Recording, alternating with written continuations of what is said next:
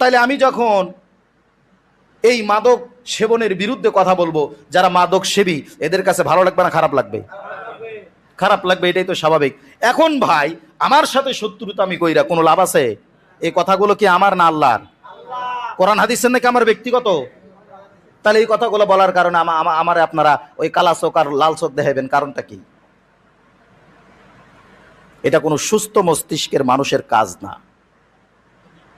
মসজিদে ইমাম সাহেব হক কথা বলার কারণে তার পিছু লাগা খুব সহজ, মসজিদের ইমাম সাহেবের জায়গায় এসে বসা খুব কঠিন।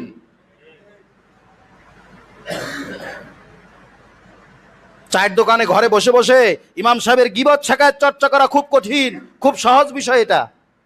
কিন্তু মসজিদের ইমামের জায়গায় আসা খুব কঠিন।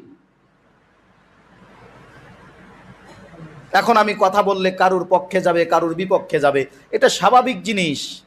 আপনি যদি আমার কথায় রাগান্বিত হন, তাহলে রাগান্বিত আমার কথাই হইলেন না, আল্লাহর কথায় আপনি রাগান্বিত হলেন। কারণ কথা তো আমি আমার কথা বলি নাই, আমি বলছি কোরআন এবং হাদিসের কথা। কথা ঠিক না ভাই? ঠিক। তাহলে আমার সাথে শত্রুতা আমি করে কোনো লাভ আছে? কেউ কারুর ক্ষতি করে না। এ সমস্ত ভং ভাং আর ভংসং কথাবার্তা বইলা হুজুরে এরকম ধরনের মানে ঠাসানি দিয়া, হুমকি দিয়া, ধামকি দিয়া, লাল চোখ দেখায়া কোনোই লাভ নাই। এগুলোর তো পরও আমি করি না কখনো। কথা কি আমি আমার কথা বলছি? কি বলেন? আমার ব্যক্তিগত কোনো কথা বইলে যদি আপনার সাথে শত্রুতা আমি হইতো, তাইলে দেখতাম যে না, এখানে তো আমার দোষ আছে বা সঠিক আমি একটা কিছু করতাম বা ভাবতাম বা চিন্তা করতাম। কিন্তু কোরআন হাদিসের সঠিক কথা বলতে গিয়া ন্যূনতম চিন্তা ধারা, ন্যূনতম ভাবনা, ন্যূনতম ভয় ভীতি আমার অন্তরে কখনো সঞ্চয় হবে না।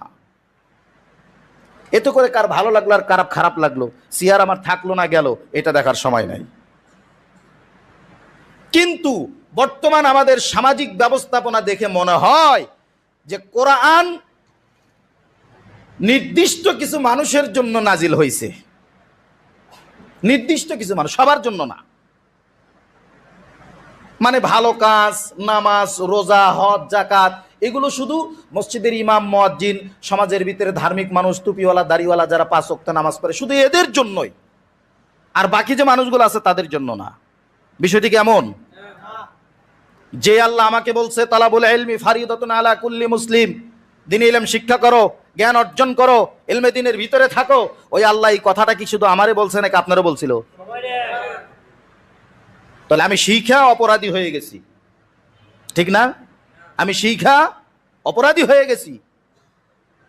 ইলমে দ্বীন শিক্ষা কইরা আপনাদের নজরে এরকম হাজারো মানুষ অপরাধী হয়ে গেছে, কারণ তারা দ্বীনের সঠিক জ্ঞান আপনাদের সামনে তুলে ধরতেছে, বিদায় তারা অপরাধী। তারা সত্য কথা বলবে কেন? যদি সমাজের এই অবস্থা চলমান থাকে, আমাদের মেন্টালিটির পরিবর্তন যদি না আসে, বুকে হাত দিয়ে একটা সত্য কথা বলে দেই, পৃথিবীতে এমন একটা দিন আসতে চলছে যেই দিন গরু মারা যায়, কুকুর মারা যায়, হাতি মারা যায়, শুয়োর মারা যায়, তাদেরকে জানাজা দেওয়ার মতো কোনো লোক থাকে না। ঠিক ওই রকম ভাবে মানুষ মারা যাবে, ওই মানুষকে জানাজা দিয়ে, কাফন দাফন দিয়ে মাটি দিবে, এরকম আলেম খুঁজে পাবেন না। দিন আসতেছে এরকম। যদি আলেমদেরকে দেখে, ইলমে দ্বীন শিক্ষা করে নেওয়ালা মানুষদের দেখে আপনাদের সাদা চোখ লাল হয়ে যায়, তাহলে ওদের ভবিষ্যতে এমন দিন আসতেছে, অপেক্ষা করে। কারণ মানুষ তো এখান থেকে বিমুখতা প্রদর্শন করবে। মানুষ চিন্তা করবে ইলমে দ্বীন শিক্ষা করলে মানুষের অপদস্থ, অপমান, লাঞ্ছিত, বঞ্চিত কত ধরনের কথাবার্তা শুনতে হয়। মানুষের একটা রুচি আছে না? এই রুচি উঠে যাবে।